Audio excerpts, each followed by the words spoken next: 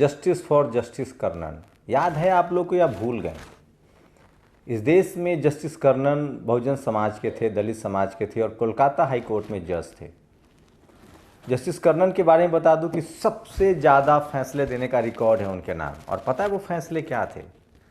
इस देश में जो SC ST OBC माइनॉरिटी के लोग जो जेल में थे, जिनको खीरा चोरी के झूठे आरोपों में, छोटे छोटे आरोपों में जेल में बंद थे, उनको उन्होंने फैसले दिए, जमानत दिए, बरी किए। वो जातिवादियों की आंखों पर चढ़ गए थे, करप्ट लोग की आंखों में चुभने लगे थे। उन्होंने एक बंद लिफाफे में चिट्ठी लिखी इस देश के प्रधानमंत्री को कि प्रधानमंत्री जी, सुप्रीम कोर्ट समेत कई मद्रास हाई कोर्ट के जज जो हैं वो भ्रष्ट है, इसकी जांच करवाइए। नरेंद्र मोदी ने उस चिट्ठी को उन्हीं जजों को भेज दिया जिन जजों पर भ्रष्टाचार का आरोप था। आपको पता है क्या हुआ? उसके बाद जस्टिस कर्नन को इन जजों ने 6 महीने की सज़ा सुनाई, माफ़ी मांगने के लिए कहा। जस्टिस कर्नन ने मना कर दिया कि मैं माफ़ी नहीं मांगूंगा। 6 महीने की जेल हुई। ये देश बहुजन समाज का कभी नहीं होगा। बहुजन समाज के लोग तिल तिल कर मरने के लिए मजबूर रहेंगे। बहुजन समाज के लोग, मैं लिख के दे रहा हूँ, कभी आपकी रोटी में थाली नहीं होगा, कभी आपके देह पर सम्मान नहीं होगा, कपड़े नहीं होंगे और कभी आपकी डिग्निटी वापस नहीं होगी। आपको जब पता है क्यों? क्योंकि आप डिज़र्व करते हैं। आपको पता है जो आपके लिए लड़ता है ना, आप उसके लिए खड़ा नहीं होते हैं। आपने आज तक सड़क पर खड़ा होना नहीं सीखा है। अगर सीखे होते ना तो बुद्ध के साथ खड़ा होते, जो सबसे पहले आपके लिए लड़े, और हम सब बुद्धिस्ट हो जाते। अगर खड़ा होना जानते तो हम रविदास महाराज के साथ खड़े होते, जिन्होंने उस समय में हमारी लड़ाई लड़ी। अगर खड़ा होना जानते तो हम कबीर के साथ खड़े होते और हम सब कबीरा हो जाते। अगर खड़ा होना जानते तो हम फूले के साथ खड़े होते और हम सब सत्यशोधक समाज बन जाते। अगर हम खड़ा होना जानते तो बाबा साहब अम्बेडकर के साथ खड़े होते और नेहरू कांग्रेस की लाख कोशिश के बाद वो चुनाव नहीं हारते। अगर हम खड़ा होना जानते तो मान्यवर कांसी राम साहब के साथ खड़े होते और इस देश में हमारी सत्ता होती। अगर हम खड़ा होना जानते तो जस्टिस कर्नन के साथ खड़े होते।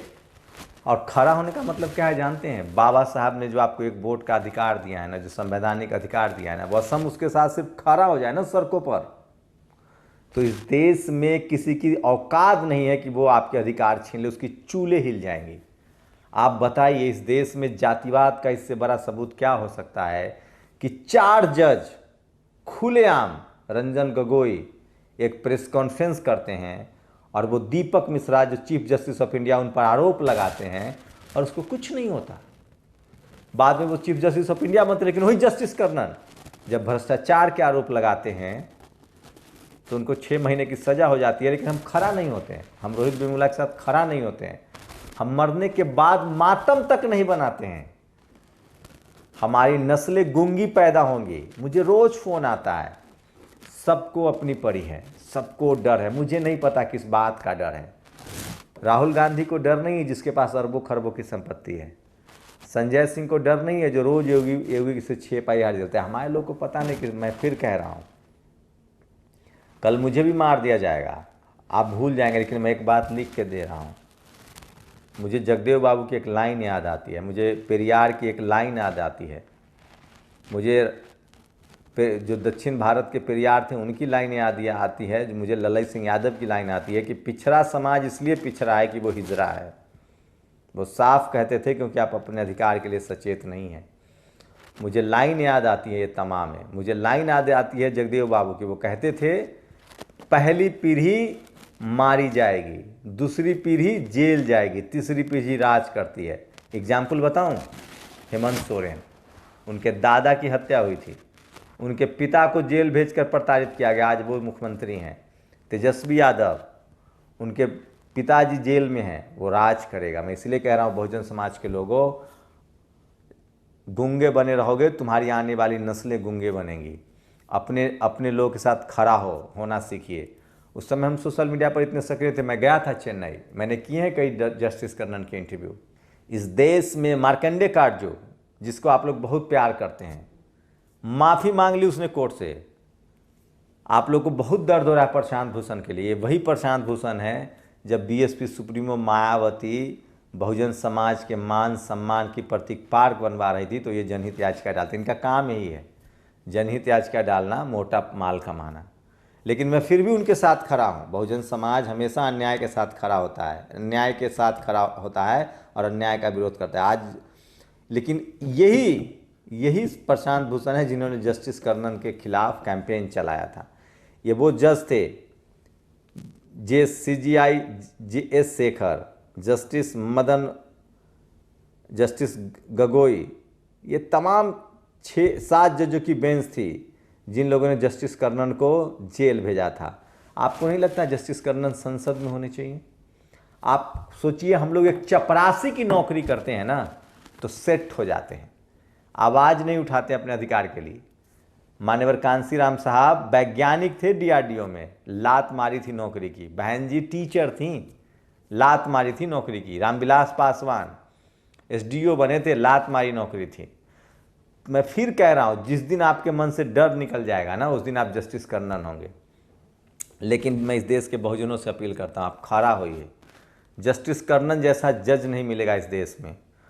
जस्टिस कर्नन ने माफ़ी नहीं मांगी और इसीलिए आज कैंपेन चल रहा है और हमें खड़ा होना चाहिए और जस्टिस कर्नन को हमें संसद पहुंचाना चाहिए। और अगर हमें नहीं कर पा रहे हैं, सोचिए उन लोगों की राजनीति जो आतंकवाद के आरोपी को हिंदुआइजेशन के नाम पे संसद पहुंचाते हैं।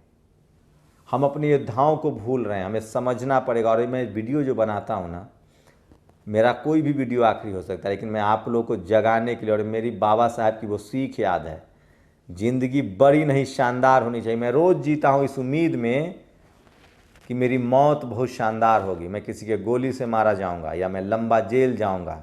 मैं साधारण मौत नहीं मरना चाहता, मैं अपने उम्र की मौत भी नहीं मरना चाहता। मैं चाहता हूँ कि मैं अपने महापुरुषों की तरह संघर्ष करते हुए मरूं, या फिर वो मौत किसी जातिवादी मनुवादी की गोली से हो, या वो मौत किसी जुल्म के खिलाफ हो। मेरे आदर्श मंडेला हैं, मेरे आदर्श बाबा साहेब हैं। और मैं ये क्यों करता हूँ? क्योंकि आपको अपनी डिग्निटी के लिए, अपने सम्मान के लिए लड़ना पड़ेगा। और मैं इसलिए भी करता हूँ कि आज मेरे तन पर कपड़ा है, मेरे शरीर में जुबान है, तो उसकी वजह है जस्टिस कर्नन, उसकी वजह है बाबा साहेब के सेक्रीफाइस।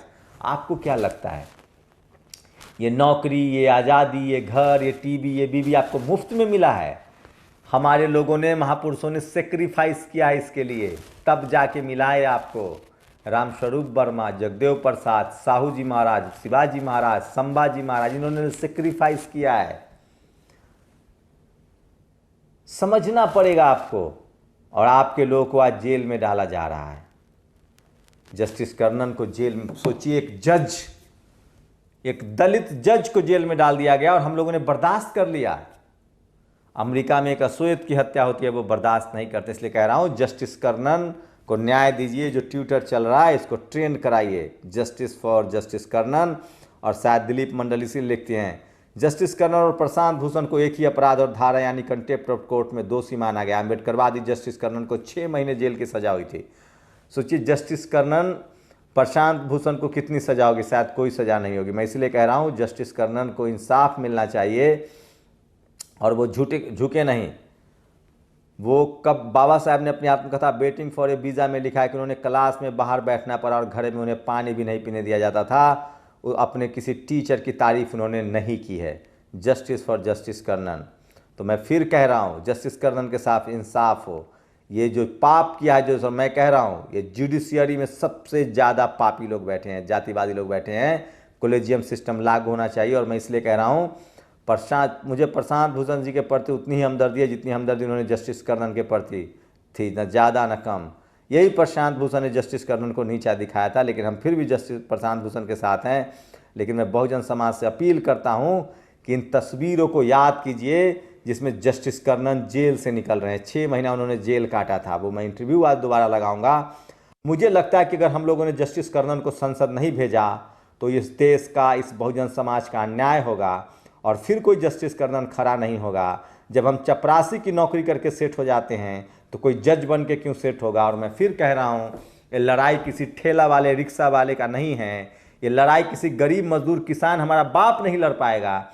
ये लड़ाई हमें लड़नी पड़ेगी, जैसे मान्यवर साहब ने लड़ा, बहन जी ने लड़ा, जैसे बाबा साहब ने लड़ा, पढ़े लिखे तबके को लड़ना पड़ेगा।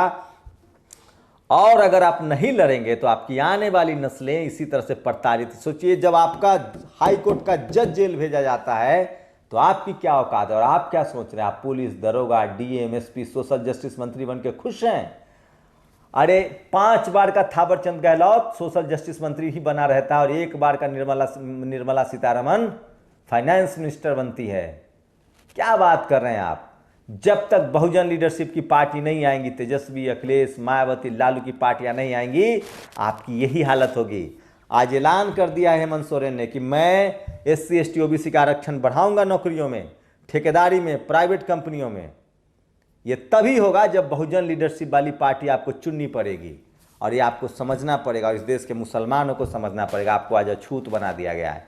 सोचिए, जब बहुजन समाज का जस्टिस कर्नन जेल में भेजा जा सकता है तो हमारी आपकी औकात क्या है? 187 OBC के सांसद, 131 SC ST के सांसद संसद में बैठे हुए, औकात क्या है उनकी? क्योंकि उनकी लीडरशिप वाली पार्टी नहीं है।